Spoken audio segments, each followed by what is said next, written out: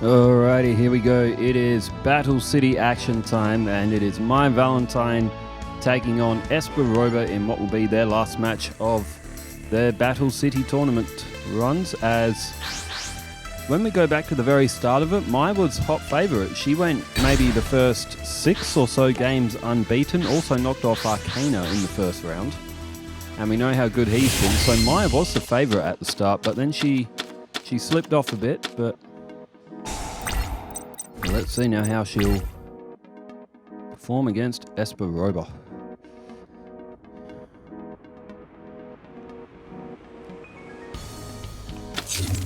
Alright, Esper Roba starts off with a face-down defense. So Maya with Harpy's Hunting Ground, she's got a Cyber Harpy there and a Hysteric Sign, so a lot of attack power could be coming to Maya's field very, very quickly. And with Esper Roba's his deck isn't that strong, so if he gets overwhelmed quickly, he won't be able to fight back. Maya has summoned Cyber Harpy, and she has gone for Harpy's Hunting Ground.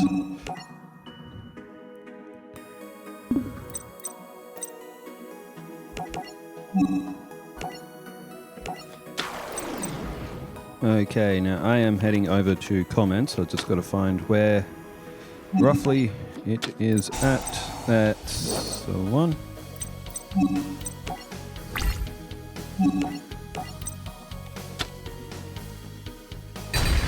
Yeah, alright.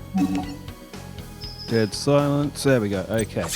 So my got rid of, that is a Jinzo Returner in Esper Roba's graveyard, which it's not a bad card if Jinzo's in the graveyard, although it only lasts a turn with its effect. But Maya's got a lot of attack power. Esper Roba has played Reflect Bounder. Oh, and Dispel. Gets rid of Harpy's Hunting Ground, and he can now get rid of Harpy Lady 1. Maya didn't pull for Harpy Lady Sisters. She went for Harpy Lady 1 and its 300-point buffer instead. Silas DC says, I play a lot of Magic the Gathering, and there's an old saying, you're in top deck mode, and that was definitely what was going on here. Wow, I got the first comment. I don't think I've ever done that in my life. Interesting. Well, I'm sure you've been first commenter before on one of the Yugioh videos. Maybe not, but well, we definitely know you have now, Celeste C. Appreciate you. Michael Page 2507 says, yes, SmackDown is on USA and NXT is on the CW here in the US. Which, over in Australia, we're lucky. We've got it all on the one platform. It's all on Netflix. But as far as I know, I think the USA deal on SmackDown in the US is still valid for about a year or so. Maybe same with NXT on CW, and then it will all be on Netflix. What I'm hoping for, though, is that Netflix will upload the like the classic content library, like all the WCW and ECW stuff. The territory stuff I've seen bits and pieces of, but I really want to watch WCW, WWE, and ECW from like, I think WCW started in like 1992, didn't it? Or something like that. Oh, well, not the Saturday nights. Nitro, like WCW Nitro. Or was that a little bit later than 92? We just see a win, and it was Mai. She's knocked off Esper Roba in this first match. When was WCW's first, actually? Or was that closer to like 94? I don't know. I would have to look it up. Crimson Maelstrom says, you really should play Final Fantasy IX. It's amazing with the story and the world.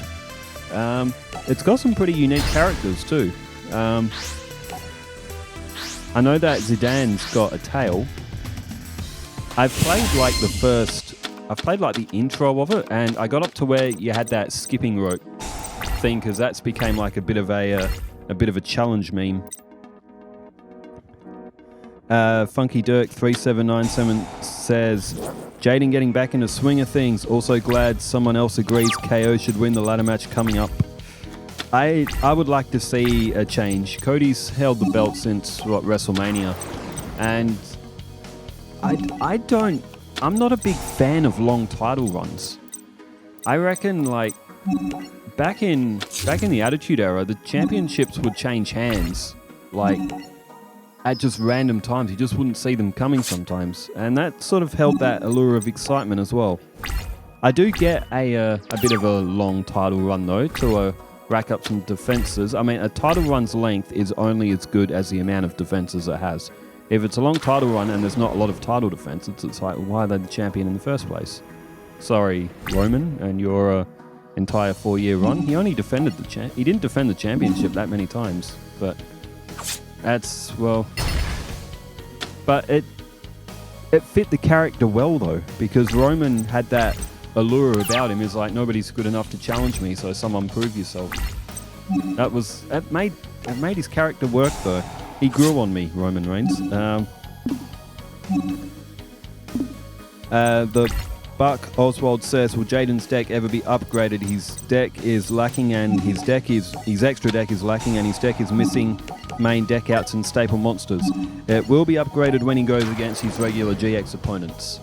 If we make like a full-blown Jaden GX deck with all of those like support cards, he will just cakewalk Battle City it wouldn't even be a contest. So his deck was reduced a little bit for a competitive edge, and mind you, he's still done very well, but if the deck is made too good for GX, like if it's made like a really good GX deck, it will overpower Battle City way too easy.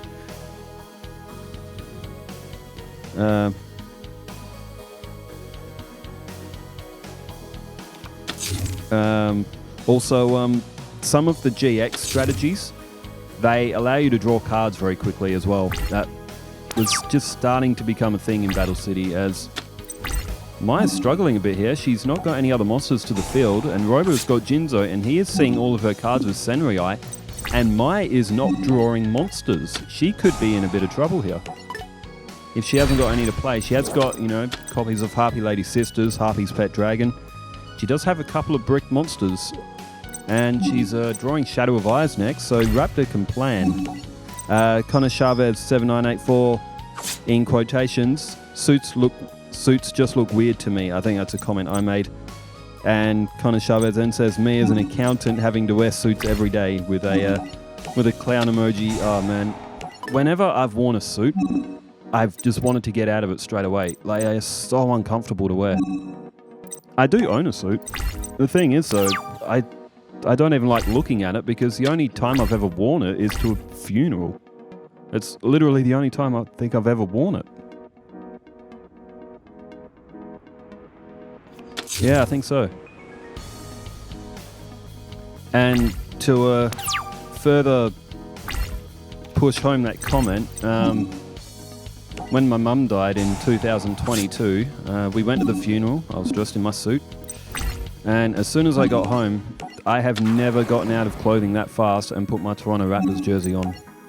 I've never taken off a piece of clothing that fast. That suit it's the right size and fit for me and everything like that. They're just uncomfortable. Like, my down to 300 life points. And Esper Roba on the verge of picking up and making this 1-1. And Dispel activated, and Roba attached Amplifier. He may have done that because he's got that face down trap card, which allows him to pick a card that he think might be in Maya's hand and send it to the graveyard. And he's been using Senrai to look for that card that could help Maya, and he can flip that trap up. I guess he played Amplifier so he could still use that, but Amplifier gives Jinzo a weakness, as we just saw. But Maya, again, has not got any monsters, and I'm guessing the two in her hand could be a Harpy's Pet Dragon or Harpy Lady Sisters or something like that, but... Cyber Shield is coming out for Maya. She's unfortunately bricked by the look of it.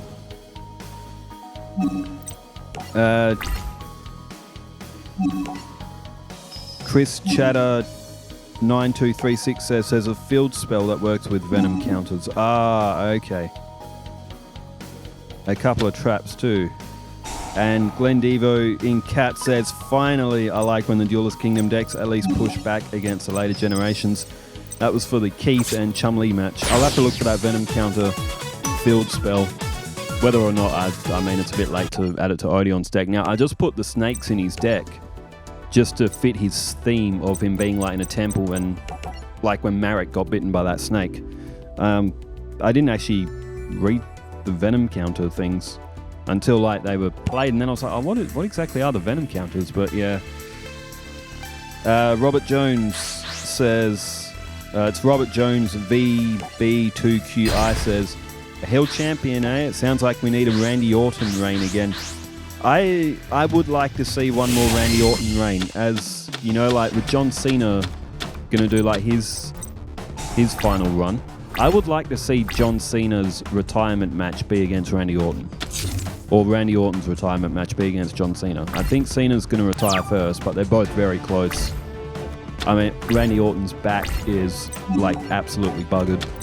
Like he's gonna have to retire pretty soon, I think. It would be nice to see Orton and Cena retire against each other, because those two came into WWE at a very close time frame, both in like that early to mid 2002. Cena's first pay-per-view was Vengeance 2002, and he got a win against Chris Jericho. I used to have that pay-per-view on VHS, because that triple threat match between Rock, Undertaker and Kurt Angle, that was a doozy. That was one of the best triple threat matches I've ever seen. Emperor Pikachu 2013 says, I would say Chum to Battle City right away, like in the original anime. Would be awesome. You can just call me Emperor Pikachu, or Ep for short, if you like. Everyone calls me Ep. Another great video. Speaking of Pikachu and Pokemon in general, I uploaded a video doing a coughing solo run in Gen 1, and oh my word. Oh, it took over 2 hours to finish Pokemon Blue, and this is with a speed up toggle that speeds the game up to like breakneck speeds. I can't believe how long coughing took. I think coughing has taken the longest, with the exception of Magikarp and Caterpie. Magikarp took a couple of days, Caterpie did as well, but they were expected. Coughing I thought was going to be a lot better, because wheezing was actually...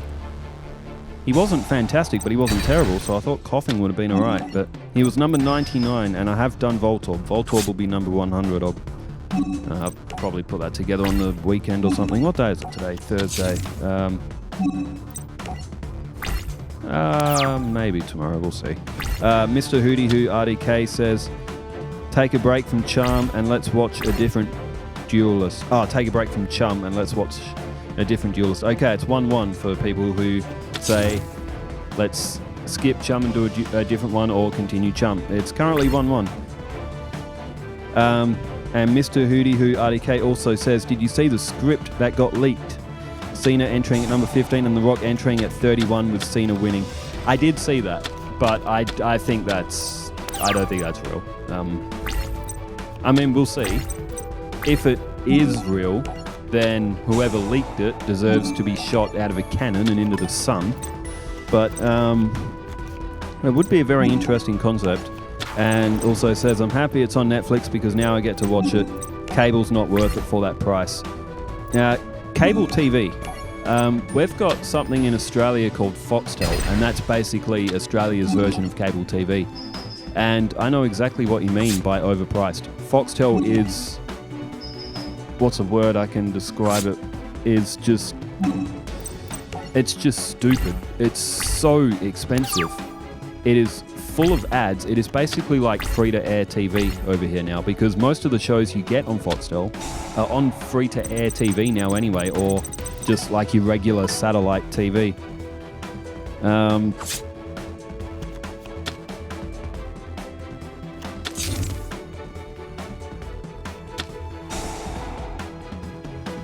And this one looks like it might be over.